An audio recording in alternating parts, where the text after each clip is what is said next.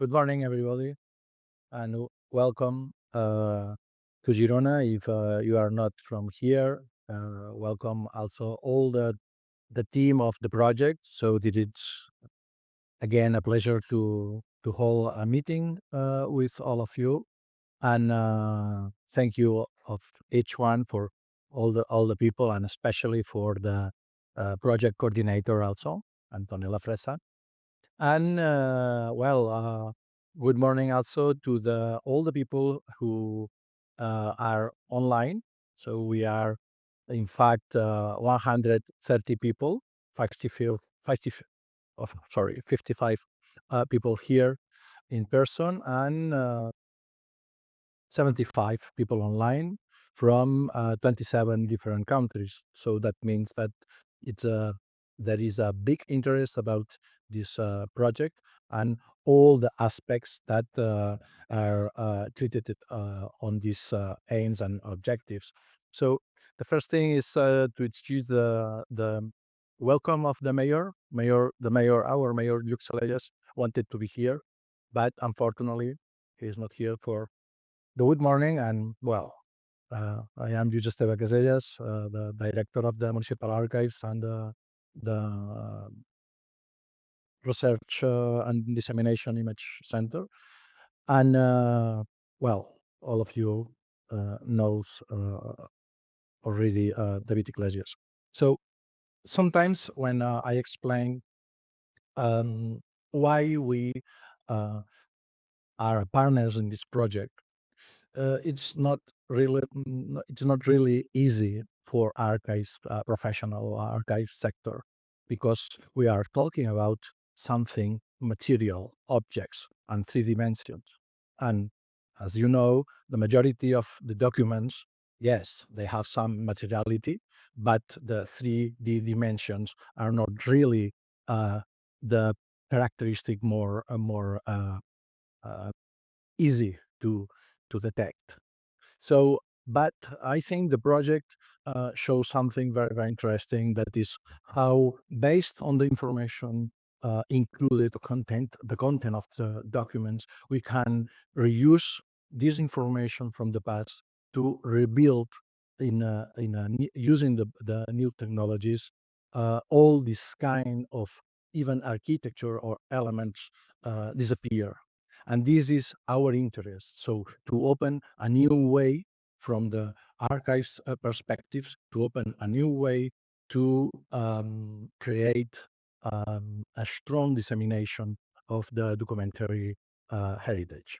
So this is the reason that, for example, that aspects like even the infrastructure to manage of this information, but also some tools, some kits, or how to publish or disseminate this information are really aspects important for archives. And this is something that right now it's not, in my opinion, it's not really clear for the sector. So this kind of project, this kind of meetings are essential to disseminate these new methodologies, new ideas, and of course, new technologies. So welcome, good stay in Girona, and I am sure that all the day will be very, very profitable for all of you. Thank you very much. And I offer some words from David to explain a little more the agenda today. Okay, thank you, Giuseppe. Good morning and welcome, everybody. I just want to say some words about the project and mainly about our experience in these projects and in the European projects in general, because uh, more or less 2 years ago, we were sitting here talking about the challenges that represent 3D digitization. We were mainly focused on quality of 3D digitization and the needs to have an infrastructure to make these models usable for all of us and for different aims and functionalities. So that was challenging, and after 2 years, we can say that we learn a lot, and we got the tools and the methodology and the experience to succeed on this. So we can today digitize in 3D with good results. There is a methodology already published. We created a guidelines that now have been translated to different language. We also publish our experience in a booklet. So many things have been done. We are not always experimenting, exploring. There are results, and it's what we expect when a municipal archive, when an image center like our are part of a project. What we expect is to transform in a way the way we work, to expand the audience that have an interest for the cultural heritage, and to be useful for the community, for the people. And that's what I think um, we achieve in this project.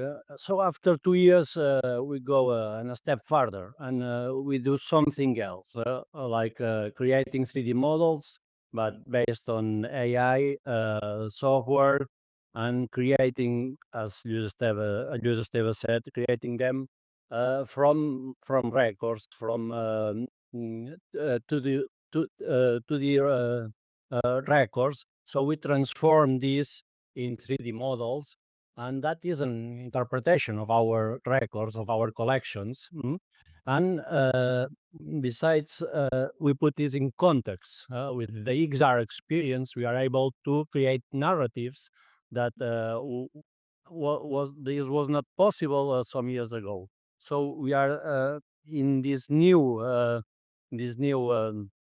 stage, and this gives us a lot of possibilities to be better with the dissemination and the whole understanding of our collections.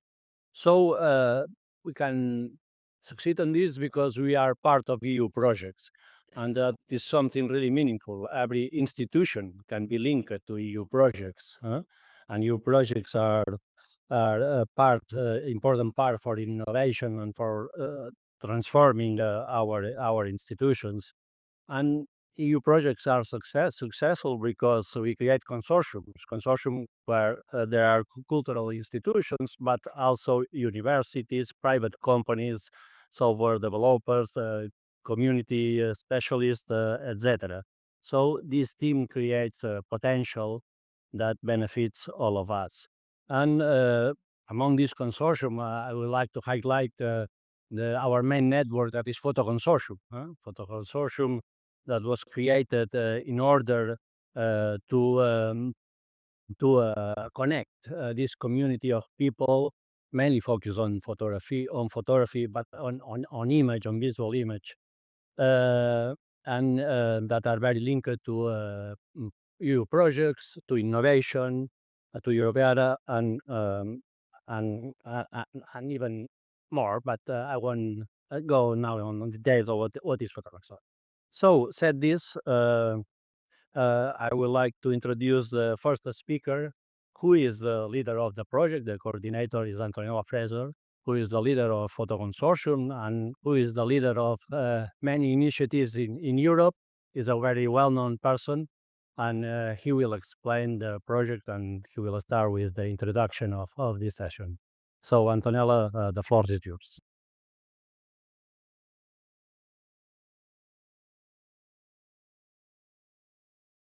Mainly for online people that I didn't introduce very politely. David Iglesias is the head of the section of audiovisual and image documents. So this is the context of David, and David is also the main delegate of our department in this project. So that's all. And David is also the president of Photo Consortium. Yeah, but it is another role. So thank you for the introduction, the welcome speech. We are always very proud and very honored to be hosted by the municipality of Girona and the CRDI Research Center. It's a pleasure since several years. I think that we did a lot, as David has introduced. We did a lot to understand the two main scopes for which we talk about digitization since 25 years. One is to disseminate, to give access, and this was the point focused by Luis Esteban. And the other is to transform the way the cultural heritage institutions are working in order to cope with their vocation, that is to give us to content. So this should lead everything that we do. Here we are not talking about research on IT, the new frontier of IT research that is done by others.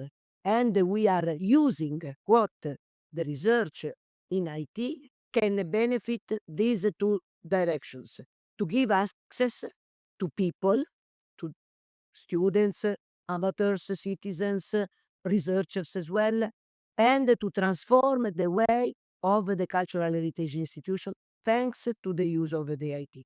So having in mind these two aspects,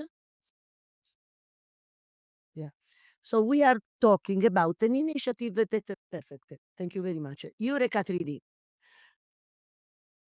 You know that in 2021, the European Commission published a communication from the Commission to the member states saying we have to accelerate 3D digitization. It was influenced in particular by the disaster in Notre Dame.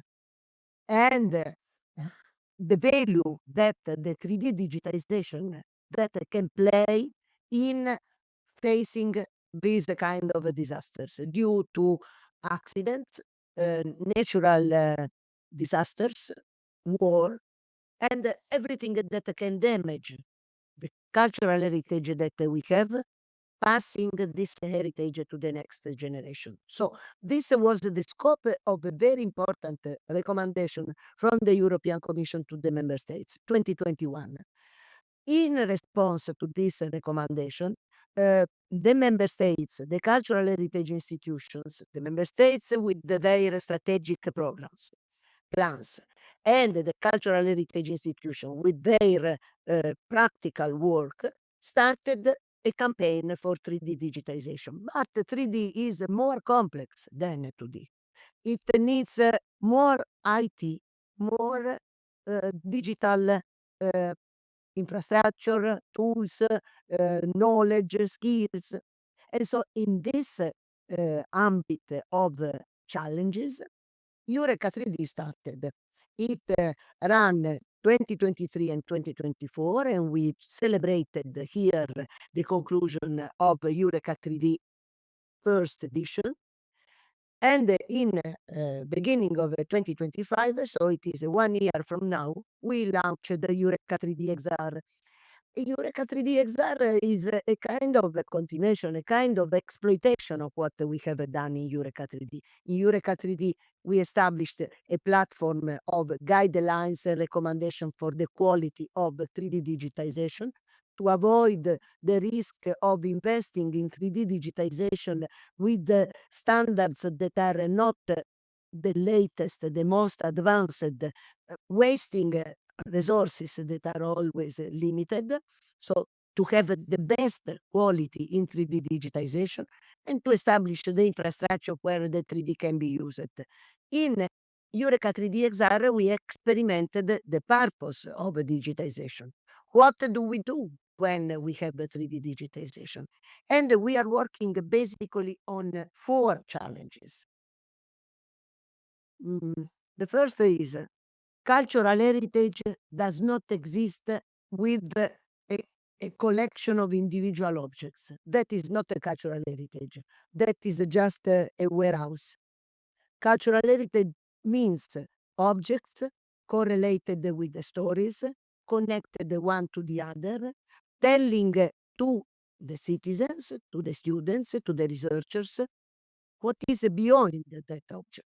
So the pure 3D representation of the geometric features of an object is not a cultural heritage. That is the 3D model of an object, whatever it is.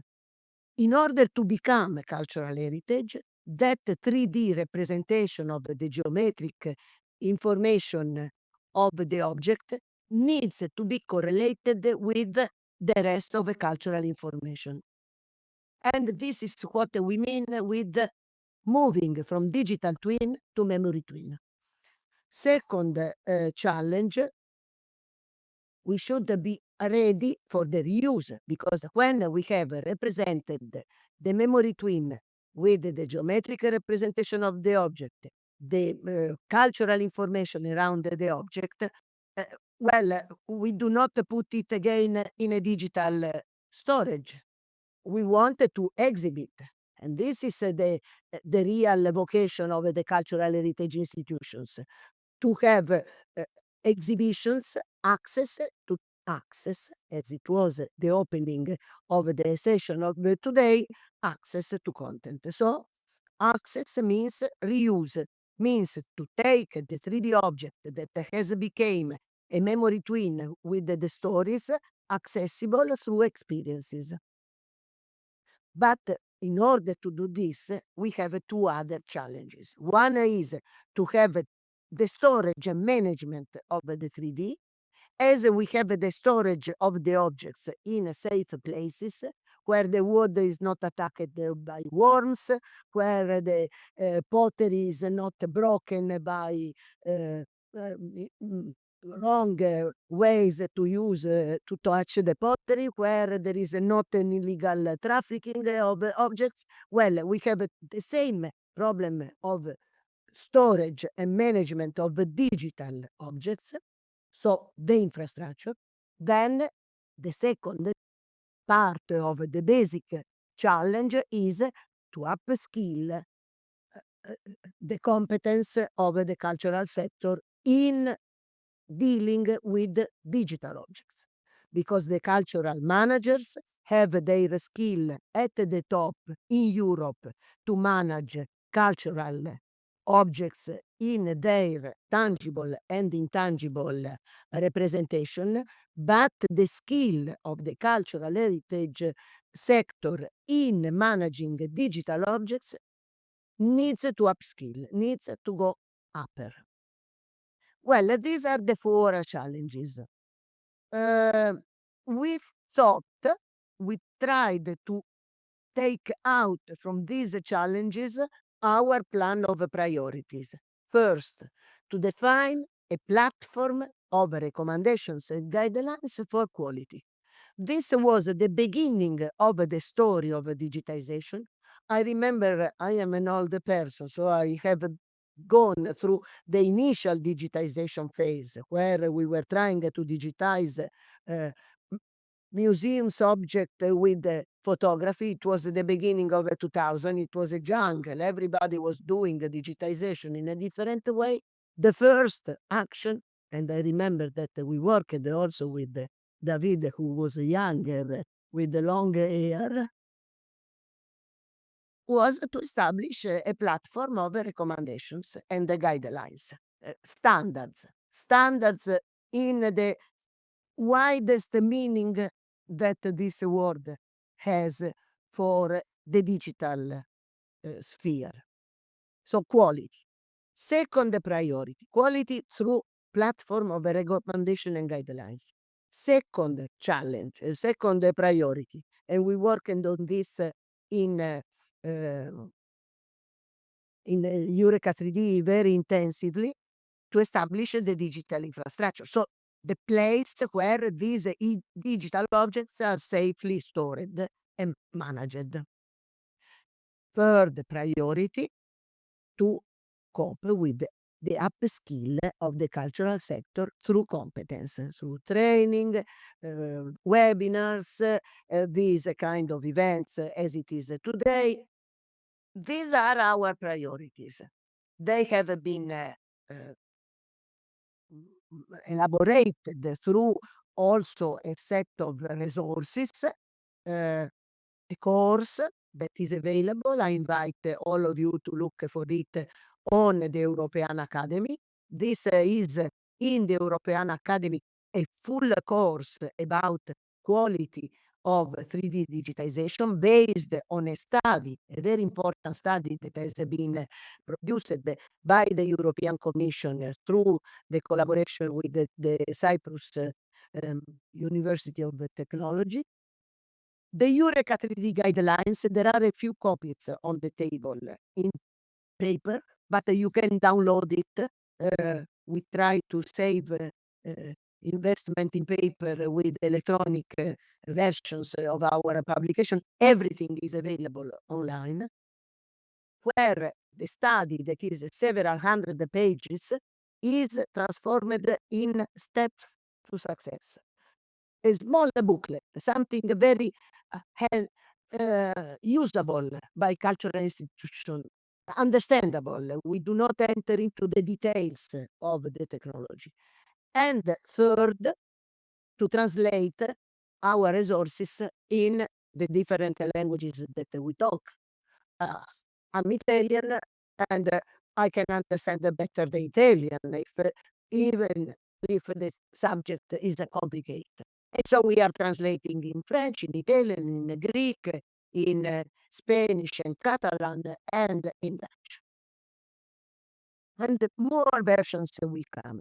So this is the infrastructure. We don't have the time today to enter into the details, but you have everything documented online. And these are the tools. So in EUreka3D, the infrastructure, the guidelines, the procedures, the basic, the soil on which we build our experience. In EUreka3D-XR, we developed 5 tools. And the next speakers, I will introduce them after my introduction. The next speakers will illustrate you these tools. AR Tool Builder, AR Tour Experience, AI 3D Builder, 3D XR Studio, Connected, and the Avatar Builder. These 5 tools are experimented, tested, assessed in 3 scenarios. 3 scenarios that are the reconstruction of portions of the city wall of Girona that have been destroyed because of the natural reurbanization of the city. The experience of the Celtic center of Bibracte, where even Julius Caesar sit to write the De Bello Gallico. But when you walk in an archaeological site, you don't see the objects. You don't see the buildings. Everything is documented in the museums. The museum that is in Bibracte may be in other museums. So reconnecting sites with the objects. And the life of the medieval Saint Neophytos, Saint Neophytos in Cyprus, that is not the Saint Neophytos of Nicea, because at a certain time we were told, oh, let's celebrate Saint Neophytos at the celebration of Saint Neophytos of Nicea. I said, but there is something that I don't understand. Nicea was about the Catholic Saint Neophytos in Greek. So this tells that the cultural heritage is a connection with the community, is a connection with the religion, is the object per se, the frescoes of the San Neophytos and Glistra in Paphos are fantastic. But if we do not understand what they represent, we miss a portion. We just look at something that is beauty, that is nice, that is touching our emotion for the aesthetics, but does not tell us about the culture.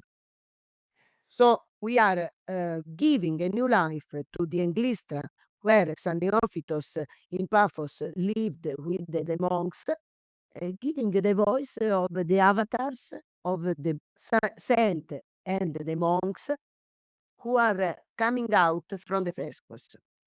All this is possible because of the collaboration between technical developers and cultural experts, cultural scholars. I wanted to conclude this presentation with the fact that Eureka3D and Eureka3D-XR do not exist per se. They are two initiatives, small, but I proudly say successful, that belong to a wider program of the Commission that is called the European Data Space for Cultural Heritage. This is a program that is the continuation of an investment that started with Europeana, went through projects, and now landed into the data space, into one of the data spaces that are supported by the European Commission. You know that life now is digital, and the food of digital experiences is data. And if data are closed, this means that we do not give food to the new hungry of food in the digital space. And the data spaces are common. The data spaces means to open the digital food to everybody who is hungry to use this food. So the data spaces are opening data for use and reuse by cultural institutions, schools, researchers, citizens, and the European Common Data Space for Cultural Heritage is the evolution of Europeana. It is based on Europeana, and it evolves to this concept of opening the data. For this reason, the Europeana Foundation, that is operating the European Common Data Space for Cultural Heritage, has been partner in Eureka3D and still is a partner in Eureka3D-XR. And the two projects, Eureka3D and Eureka3D-XR, support the data space with the integration of the data hub, the basic infrastructure, with the XR tools, those that will be illustrated after my introduction, with the XR scenarios that are made available on Europeana as videos, as 3D models, as animated 3D models, etc., with the new contents and with the capacity building initiatives. You can read more online on the website, on the open access resources, follow our news on the social channels. And I would like to remind you that today is the prototype, is a demonstration of the prototypes. We have a final event of the project that will take place in Cyprus during the week that the Cyprus presidency of the EU is dedicated to cultural heritage, the last week of May. The event is named Digital Cultural Heritage in the Era of AI and Extended Reality. XR is extended reality. It will be the demonstration of the final results of the scenarios that today we see in prototypes, and a round table about where are we going with all these investments, which is our vision. Because we are experiencing every day that in our society we need to have a vision. Where are we going? Everything is expensive. It needs resources, dedication. But where do we want to arrive? And this is the event in Cyprus. So I have finished my introduction. Maybe I have already talked too much. And I wanted to leave the floor straight to the three presentations. We start with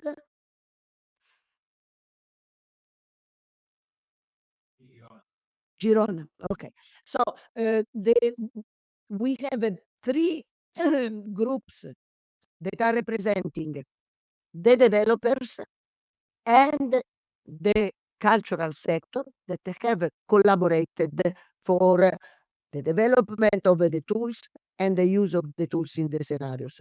Since there are many people, I think that one by one, developers and representatives of the cultural sector come here to sit.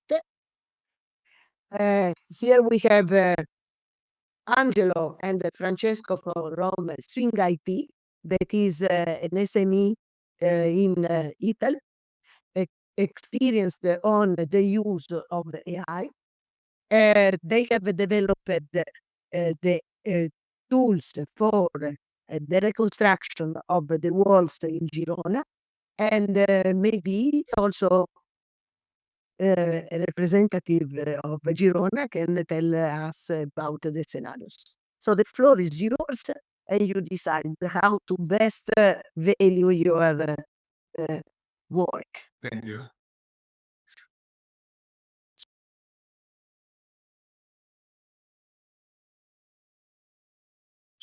Sì.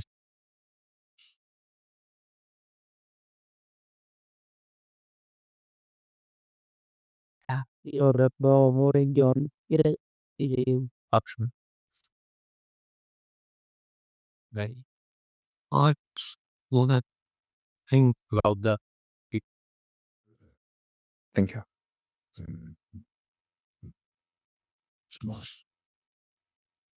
So yeah. So, good morning, everyone. I'm Angelo Belfiore, and I'm the 3D modeler, also UI and UX designer for Software Engineering Italia. And today we will talk you about the two tools we developed for the Girona scenario. And next one. The two tools are AI 3D Builder and 3D XR Studio. The first tool, the two tools are directly intertwined. With the AI 3D Builder, we use an AI tool to produce 3D models from images. And we had the opportunity to collaborate with CRDI of Girona, and we used a set of images to reconstruct the tower, a tower and a portion of the wall of the walls that has been demolished. So to reconstruct the all a portion of the walls of Girona. And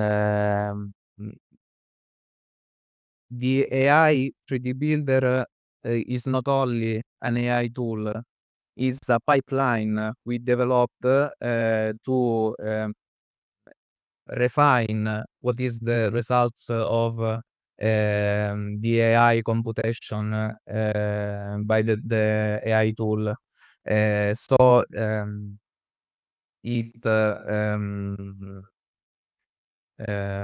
is based on Trellis, an AI tool, a 2D image manipulation software that can be Photoshop or Photopea, or we chose Photopea because it's open source, and a 3D manipulation software such as Blender, also in this case because it's open source mainly. As I said, the two tools are intertwined. Okay. This is a sort of resume of the okay, of the communication between the two tools. So once the model has been created and perfected, we import wait, we import the model inside one of the two components of 3D-XR Studio. This is the web component. Inside it, you curators or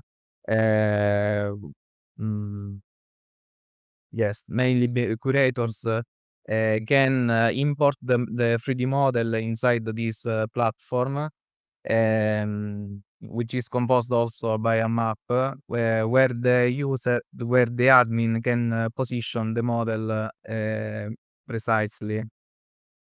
Then there is the mobile component that is used to experience the XR experience. Sorry for the repetition. So the user can visualize, the admin in this case can move, rotate or scale the model inside the XR experience, and also create path, insert interest points that are comprehend images, videos, text, and also I missed the third part. So share eventually some images to sort of build to expand the knowing of this 3D contents. So as I was saying, there are two tools.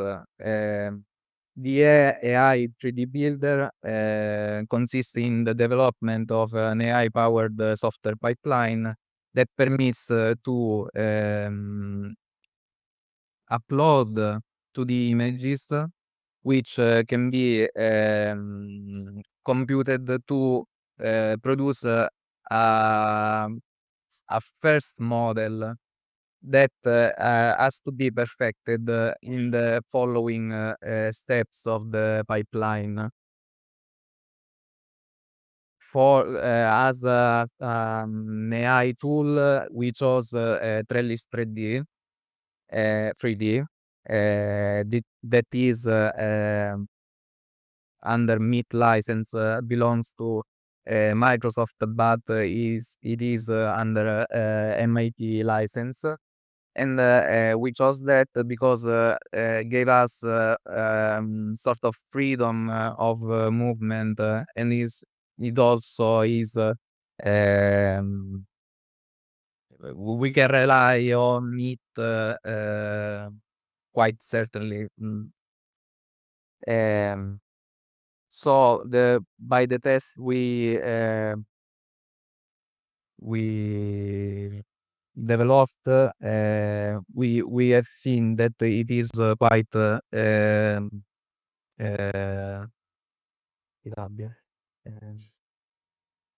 affordable. So everyone from curators to students can use the entire pipeline, but as a starting point, also the AI tool, because you have only to upload the images and set the parameters to the for the computation in order to obtain a result as adherent as possible to the real object, even if it is not here anymore. So the pipeline begins with image collection. We also, thanks to CRDI, we have two set of images. The images from archive, or the images from in situ inside with the drone. Record side with the drone. Okay. these images often needs to be prepared because the AI tool needs to focus only on the object and not on the other things like buildings or persons or poles. So the first step is later of image collection to polish the image so it remains only the what we are needing. Then we pass to 3D model generation. So the images that we prepared, we upload on Trellis on this AI platform and establish the parameters of computation as high as possible because we have so we can have almost perfect base to work on in the following steps. In this case, this is the tower, one of the towers of the walls. The output of the 3D generation presents some imperfection that needs to be eliminated. So we use Blender, is an open source 3D model software that enables us to polish the 3D object and isolate only the part we are interested in. Then we pass to texture preparation because the texture that is generated by Trellis is not always perfect. We have to manually fix it. So either by archival images or images shot on situ whenever is possible, like in the case of the tower or the wall. We have to manipulate an image to be used as texture for the final 3D model. So can I a little bit back? I'll try to be short. We have to rectify the images so we can use as textures for the model, as we can see. Then we use again Blender to realize the material that has to be applied to the 3D model. Here you can see the editing of a UV map that is necessary because we have to project the whole texture on the whole model so we can obtain the final model. This is the case of the portion of the wall from the initial point to the final point. Is the same, we follow the same pipeline to obtain the final result. That is a portion of the entirety of the Girona walls. So as you can see, Blender is also necessary to assembly, sort of, the entire model to obtain a model already ready. Sorry for that. To be used inside the XR experiences. And so now I will give the floor to Francesco that will explain the second tool, 3D-XR Studio. Buongiorno. Can I ask an applause to my shy colleague? Thank you so much. I'm Francesco. I'm a Toscanian programmer that land of good wine that end up in this Sicilian company land of good sun and good sea. And now I'm here proud to show you our product, the 3D-XR Studio, that is that has two component, a web component and a mobile component.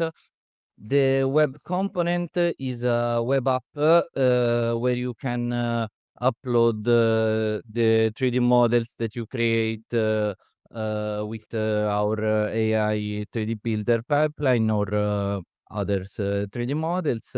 You can set a path that visitors can follow, and you can set interest points that will appear as pop-up for visitors and audio guide.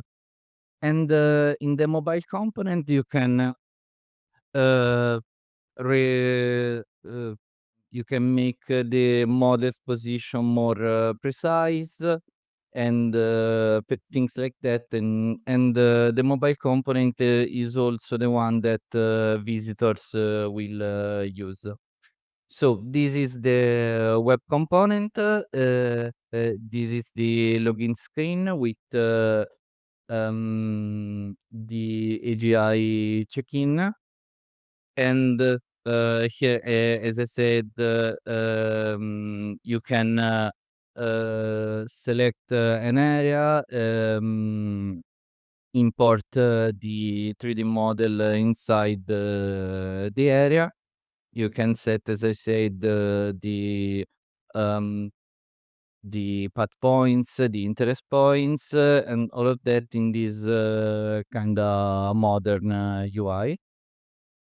And for the mobile app, we set us a lot of limitation because we don't want constant internet connection. We want high accuracy in position. We don't want external API. So we create this custom solution that we call placement without anchors.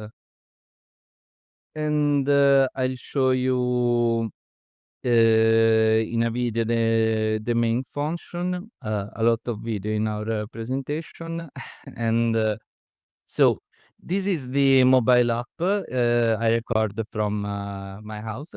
And so here this red thing is tracking of the floor that help you to understand the real position of the model you will place. Because this app will be used, I don't know if it's clear, from the admin and even from the users. So in this case, I select from a list of models the Tower of Pisa, and I place it on mini Tower of Pisa near. I can move it. I can set the rotation. I can set the scale. And that red line is the y-axis of the model, is for understand the real position of the model, because it's not easy to understand the perspective. We even also had a feature for this kind of problem. For example, if you have a real item um, in front of the 3D model, you will see this uncanny effect.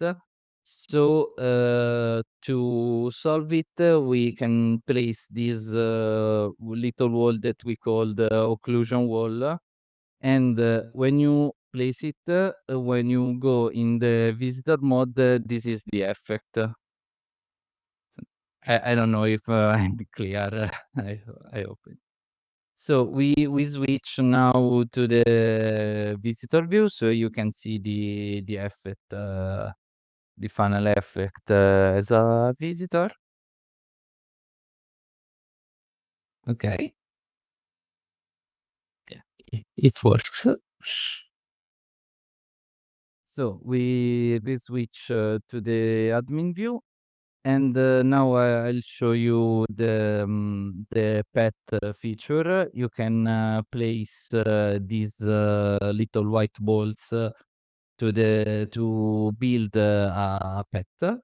And you can also do with the web app. This is as you prefer. Obviously, with the mobile app, you will see everything in AR, so it's a bit more clear. And you can also see the pet and the 3D models in that minimap in the angle. Here is the final result. And that pigeon is a little mascot. We temporarily create inside them a very Japanese choice. So and in the end, these are the interest points. We set a point and switching to the visitor view. In the left behind the angle, you left down angle, you will see this little pop-up that is for the audio, and opening it, it will open the little pop-up with images, description of the interest point, etc. And so, this is our presentation. Here you can take a picture if you want with our contacts, if you want ask us anything or suggestions for vacation in Sicily. Thank you.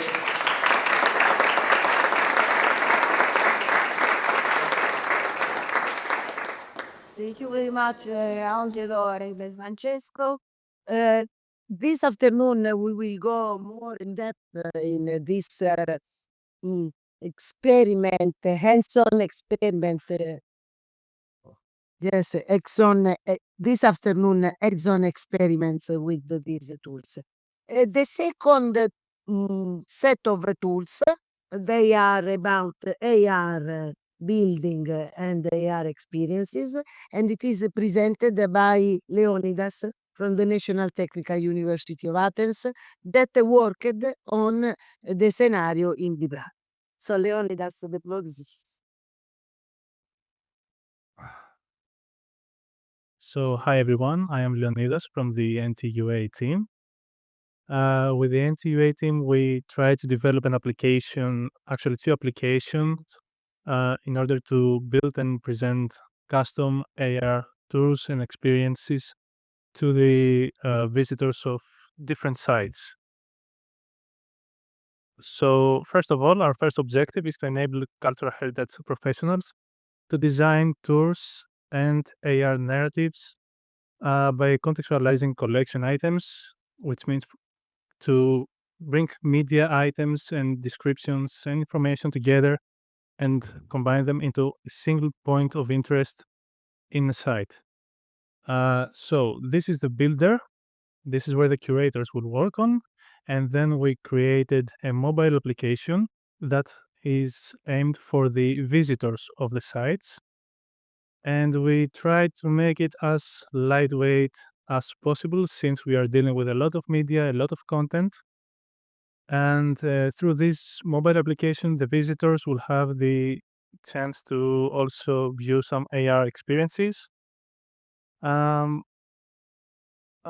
objective after that was to test and see how these tools that we developed work in an actual case in Bibracte.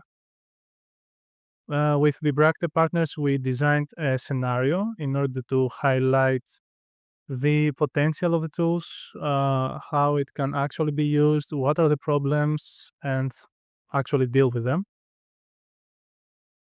So just a quick presentation of our tools and what we built. This one is a very technical slide. Sorry for that, but the main story here is that we have two applications. The one is the tour builder and the other one is the tour experience for the mobile. And what we want to showcase here is that both of these client applications communicate with the same server backend environment. So we have a single source of truth, and we try to use modern tools and frameworks in order for these applications to be easily maintained by maybe even different developer teams in the future. So yeah, let's start with the AR tour builder. So the tour builder, how can someone start working there? So in order for a user to start working the tour builder, they have to create, first of all, a project, a space where they can work on. Each space or project can then contain multiple tours, and these tours can be in multiple different languages. We do support that, and we also wanted to allow users to collaborate in these projects. So, for example, if I have my own project, let's say for Bibracte, and I want to bring in the project another user that might help me enhance the tools I have for Bibracte, I can just invite them and let them help, and we can collaborate within the same project. So each user can work on multiple projects, and a project can have multiple members working on it. So yeah, each project now, its space, can maintain a media asset library. This media library is very useful for us and for the curators because they can save and reuse content between different tours of the same project. So when you want to create a tour, you want to add some content, you possibly want to save some of this content. Maybe you want to create a similar tour later, so you don't want to lose the content. You just want to save it and reuse it later. This is the purpose of the library. It's a place where you can have all of your media presented at once and make it easy for the curator to search through the items, maybe update them, or whatever. These media assets can be either images, videos, or 3D models, even documents, audio, and maybe later on we'll enhance it with more media formats, like maybe 360 imagery.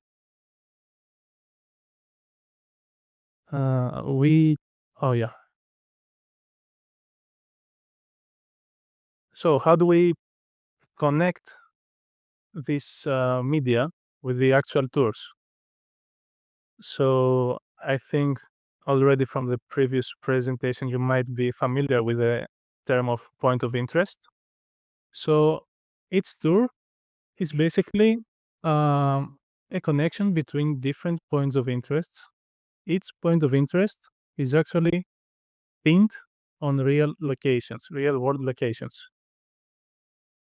So in these points of interest, at those real world locations, we can then add descriptive texts, various media in different formats, images, videos, whatever we have in our asset library. And we can also add some external links that might be interesting for the specific point of interest, like, I don't know, a blog post or a quiz on another site, another website. So this is what a point of interest is consisted of. We try to make it easy for the user to maintain those points of interest and to make it easy for them to create or edit, update one from our forms. We want to make it feel like a CMS, mostly, like something that everyone is using in their everyday. So this was our goal through our forms, and I think the most interesting part from in this creative, let's say, experience is when the user wants to add a 3D model in a specific location. This is where we want to allow the user to have as much control as possible on how the 3D model is going to be viewed by the end user, the visitor at the space. For example, a user might want to make a 3D model available in AR or not. Maybe they want to make the model appear on the ground or in the air with specific rotations. Maybe they want the 3D model to be placed at very specific locations or not. All these things we want to allow the curators to be able to do that, to control these attributes of the 3D model.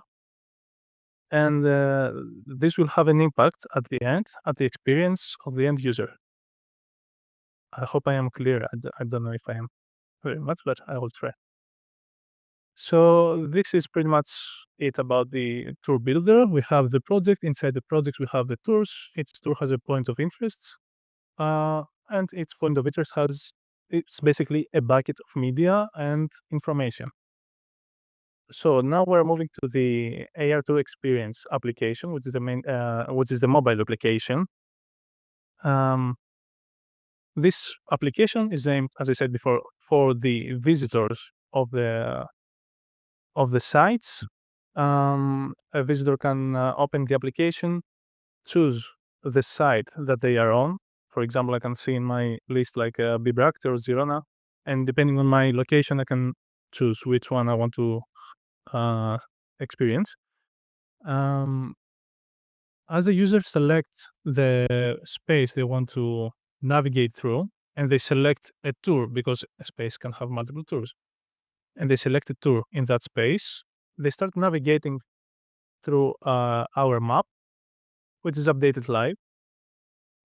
In this first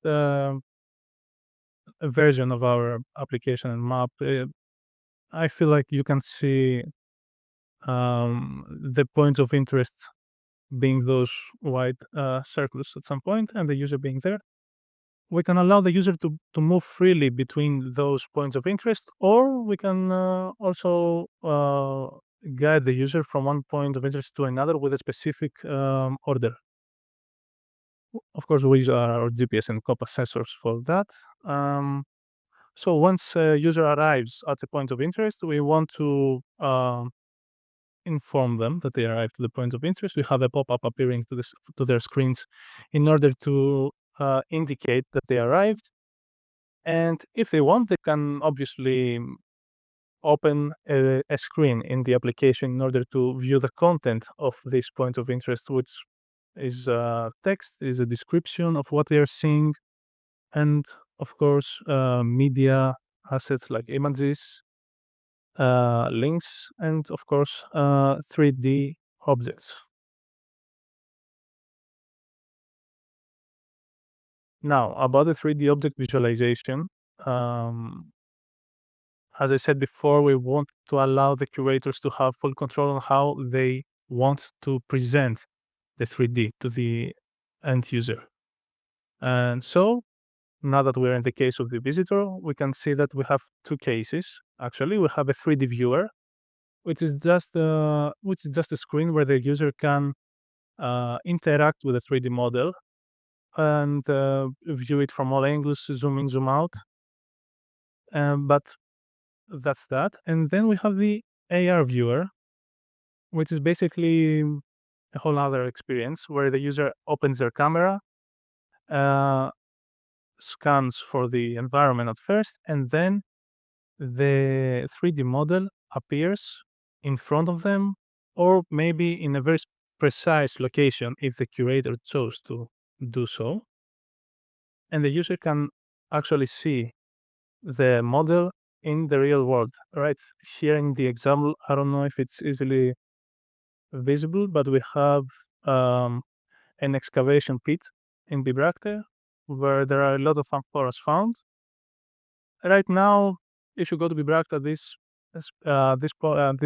specific place, it's just grass, but through this application, we can now view how the excavation was, what was found there, and how was it at the day it was found.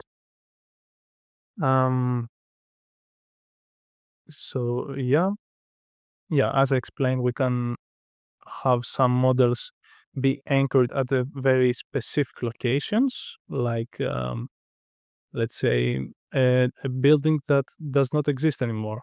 We want to showcase it at the exact place that it was built when it actually existed.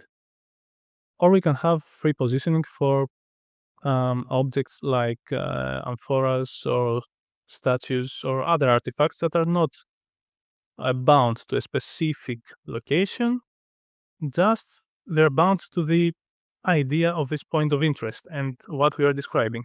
So this was the AR to experience application for the mobile, and with our partners from Bibracte, they prepared a video about their experience with our applications, with our tools in the Bibracte space.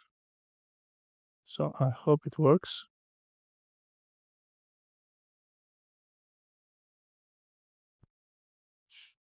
Yep. So since I'm not the one creating the video, I will try to be silent and let the video.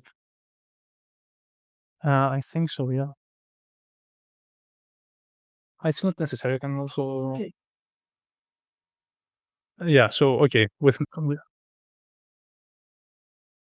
need the sound. We need the sound. Okay.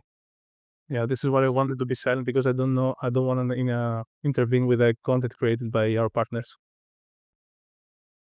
So this is the space of Bibracte.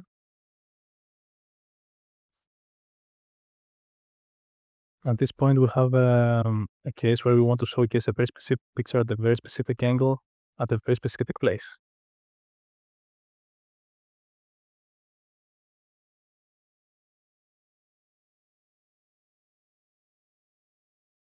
This view is how, this is the view of a point of interest in the mobile application. We have the descriptive text, we have the 3D model. The user clicked to view the AR experience. In front of you is a pit filled with the bodies of wine amphorae. What I forgot to Most of them are broken up. also connect. This is where the amphora was deliberately strapped to position it quickly, rather than try to pull out the which was sealed with lime mortar. Once opened, amphorae were sometimes reused, for example as drainage elements, but most often they were simply buried in the ground, as you can see here.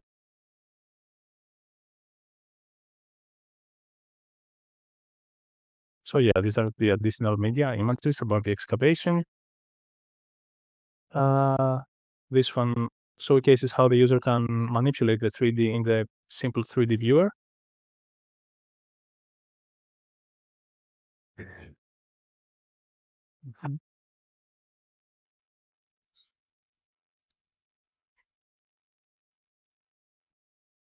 This small bowl, with a diameter of no more than 4.4 centimeters, reminds us that wooden tableware was probably more common on Gallic tables than pottery. It was made from sycamore maple, a local species found on the slopes of Mount Bibracte. You can appreciate its light-colored, even-grained, and relatively hard wood. Easy to work with, it is particularly well suited to turning. As you zoom in on the object, you will notice fine regular grooves running across its surface. These are the marks left by the turning process.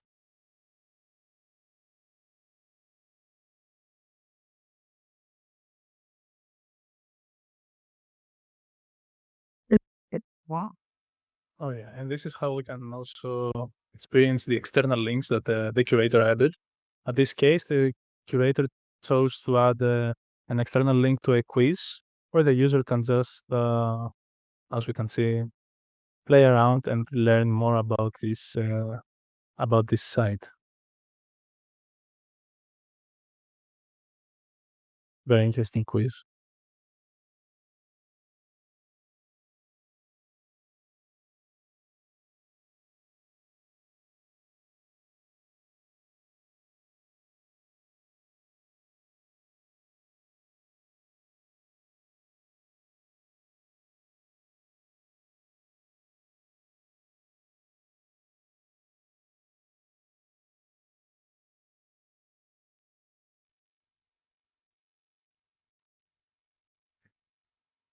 Okay, that was an interesting case right here. This 3D model is a mine shaft, and it might appear presented. Explore this silver mining shaft virtually, dug in the 1st century BC into massive rhyolite, a very hard volcanic rock. Walk down the 3 steps to reach 3.5 meters below the extraction pit, which is 4.5 meters deep. As you can see, The shaft follows a fault line. the issue that is that if you have some model that are Deposited silver-rich, let's say, deep minerals, of a deep, more than 300 million years. if the user moves away, the illusion breaks because they can see the bottom of the model. If I go just a bit back, I can show that again.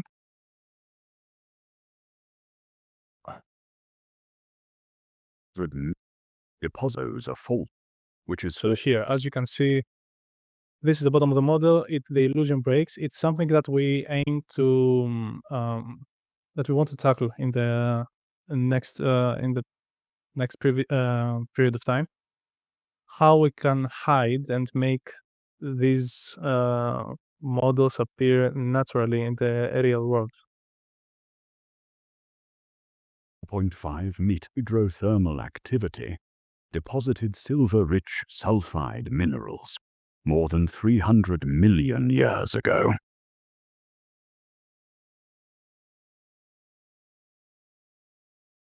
Some additional media.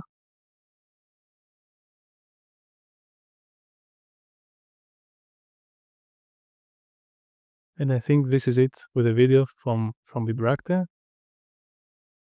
Thanks to our partners.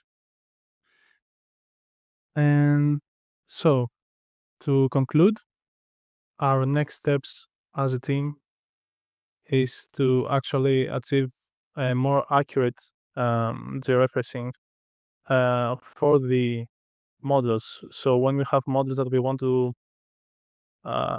place very accurately in the real world, we face some issues, let's say, depending on the attitude of the model or the rotation of the model. We want to be able to give the control to the professional that is making this, that's creating this experience, to place it more accurately on the ground at the most precise location and the correct rotation.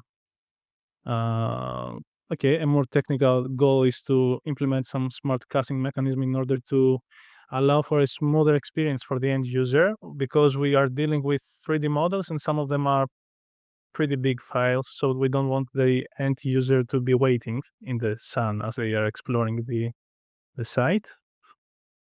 And in the end, we also want to allow integration with external APIs like Europeana or the EUreka3D Data Hub, where the professionals can link directly from their media in our application, in our AR tool builder.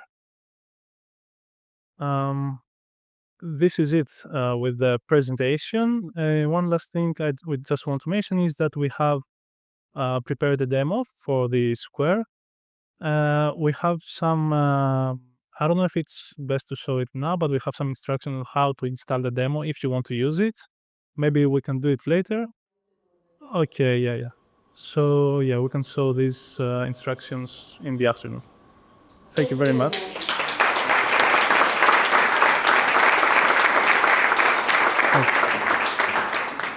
Area now, plastic but water waste. We look to Cyprus. So we want to see the reconstruction of the Sally Office English that is done virtually through the avatars produced by MiraLab. Thank you. Gemma is presenting our case. Thank you. Hello, everybody. My name is Nejma Kadi. I am from MiraLab, a spin-off University of Geneva. And today we are going to present our tool, which we call Avatar Builder. Actually, MiraLab has been working a lot on virtual avatars, creating, animating, and using these avatars in different fields. It can be cultural heritage, medical, textile industry, etc. So, so what is the avatar builder? Actually, in this project, we are creating a workflow. So the avatar builder is not a tool per se, but it's a workflow that will combine different tools in order to be able to create, to animate, and to give life to these 3D avatars, and then to deploy these avatars through different setup.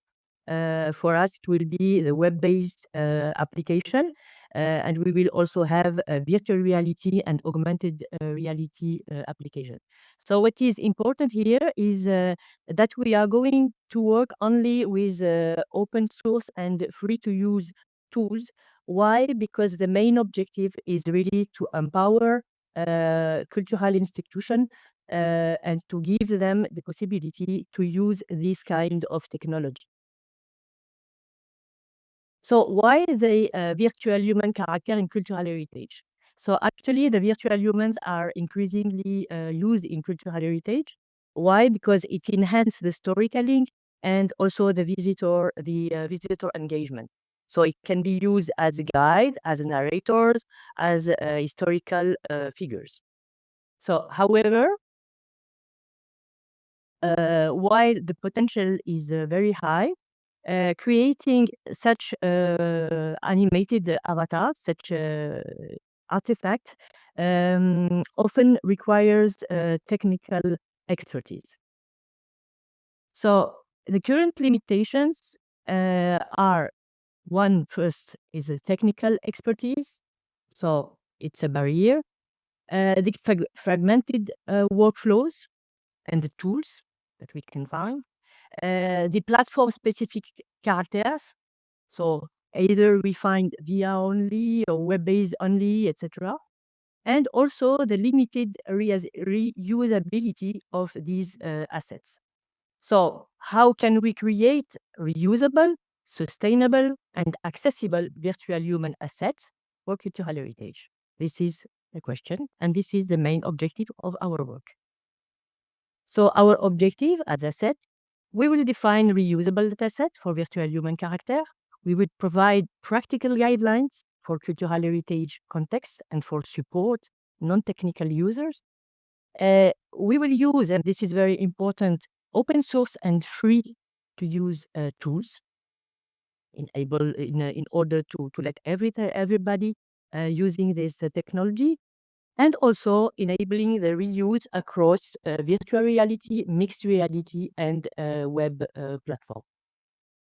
So currently for this project, we have provided already some documentation and some guidelines.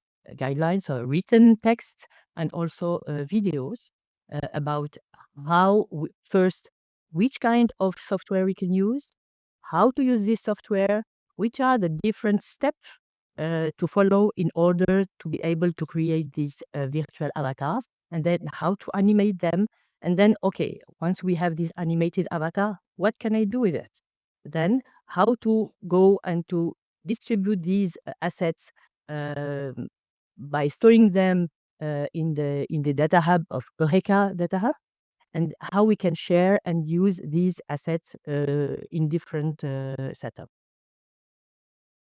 So the tools and the open ecosystem we are using, and so we have made a choice among, we have a lot of open source and free to use tools. So we have made a choice among all these tools, and we choose a very user-friendly tools for creating this kind of assets, like Make Human Character Creation, Blender, that my colleague was talking about for refinement and preparation, Nixamo, which is a very nice tool and very intuitive tool to make automatic animation. And also, we provided the documentation about the standard formats. This is very important to to use the standard format, because this format will allows you to go through either web application or virtual reality or augmented reality, and also it become very easy to to share to share the different assets by using these standard formats. So why open source? No licensing barriers. It's sustainable, transparent, and also, and very important, the community is very large, and the documentation is very well. The tools are very well documented. So create once, reuse across multiple experience. This is what we are trying to do in this project. By creating one animated avatar, and with this same object, we can either choose going through virtual reality or augmented reality format.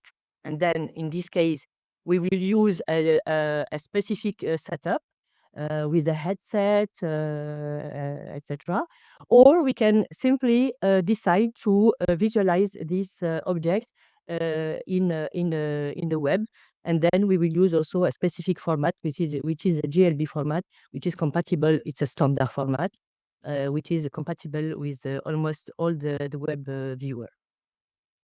So the reusable data set will include, so of course, the 3D character, the textures, the animations, the metadata, of course, and also all kind of documentation for building this kind of product.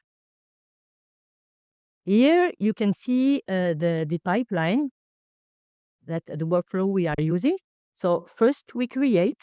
Here in this case, we are working on San Neophytos with our partner from CAT.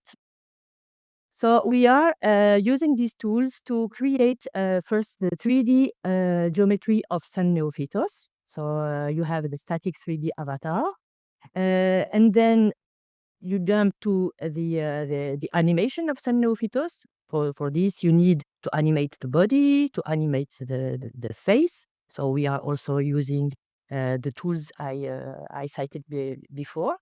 And then when you have all these, the avatar ready to be deployed, then we show these in the Meta Quest 3, the headset, or in the web. So this is the deployment part.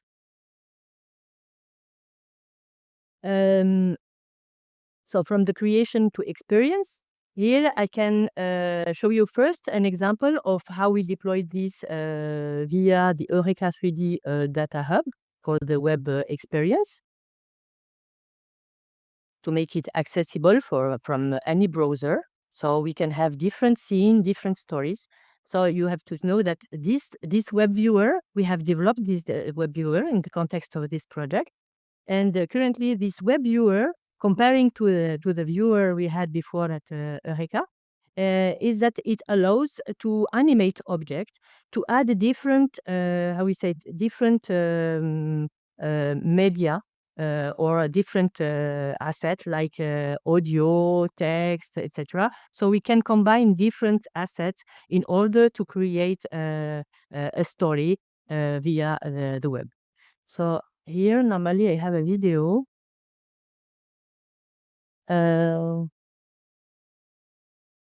Yes.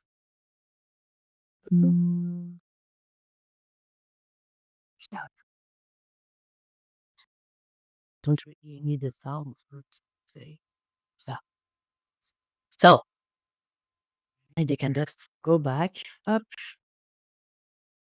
So this is the shared digital asset via the EUreka3D Data Hub, where we have our viewer stored inside.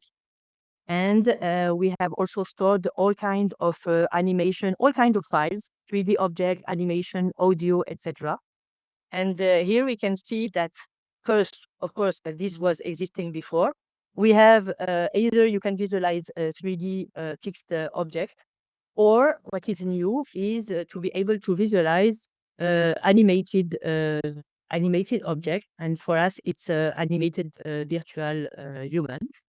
So in this viewer, you can, of course, work on the environment. So set up whatever images, 360 degrees panoramic image, colors, or whatever. So here in this example, we see that we have a screen behind. We have also the floor. And we can then animate our character and to listen to the story of this animated virtual reality. You can also make a synchronization with the audio, and you can jump from one story to another. So this viewer is still in development. So now, for example, here we are testing with the 360 degrees panoramic image that we have received from our partner from Hertz. And we can, while we are jumping from one story to another, we can also display the text to make it more accessible.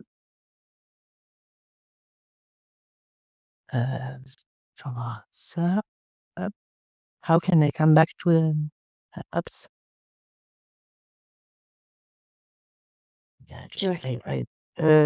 Yes, thank you.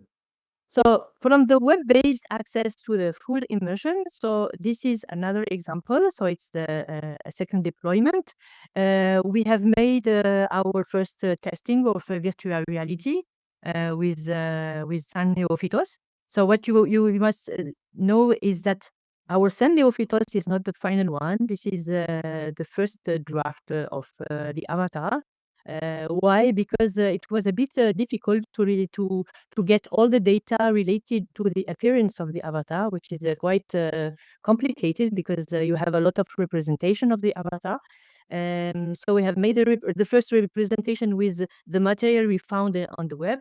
But now, with our partner from CAT, we have an expert in Byzantine history who joined Maria, who joined the project.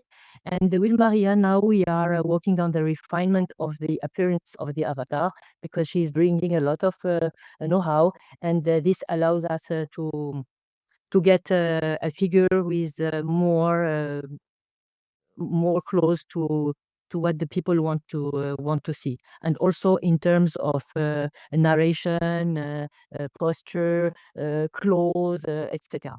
So the final version will be available for the third demonstration in Cyprus in end of May.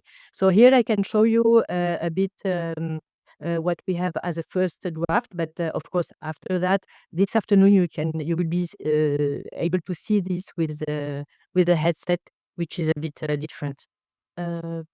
Sorry. No, of course. Permettre si, permettre si. Now I need yes, the sound. Thank you. So this video is recorded from the headset. That's why you will see the format, which is a bit squeezed. But normally in the headset... Step into the sacred silence of the enclosure of St. Neophytos. As you enter this immersive experience, St. Neophytos himself appears to share his story. Guided by an interactive interface, you will be invited to choose different moments from his life and uncover the chapters of his spiritual journey.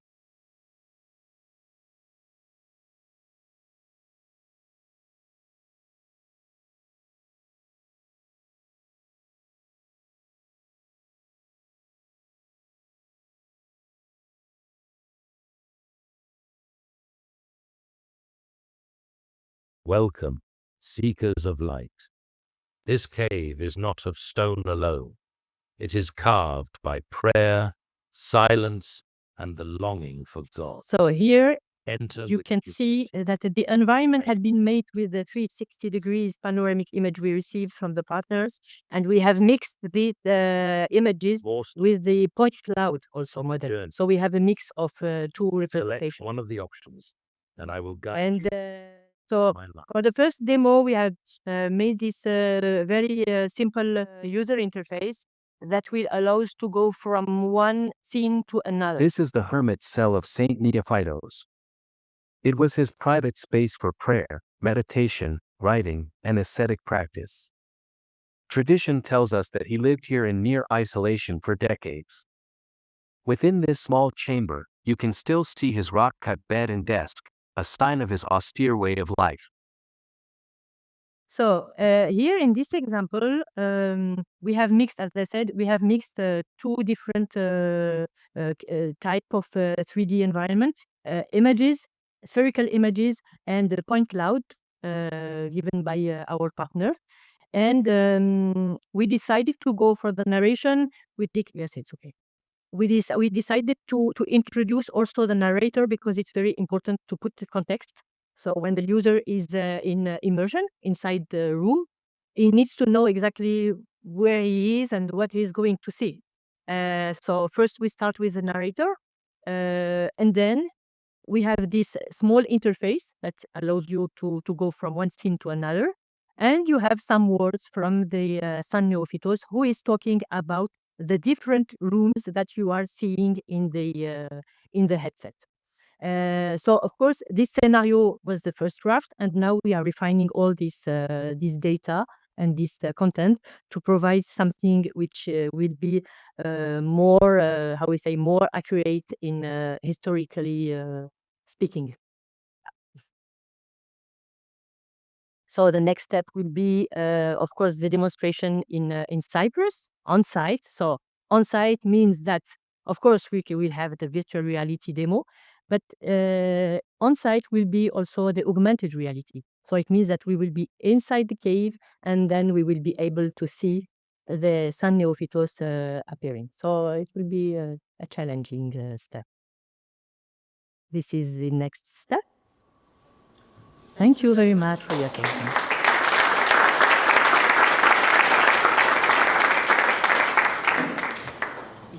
Thank you very much. I think that we have gone inside the EUreka3D labs.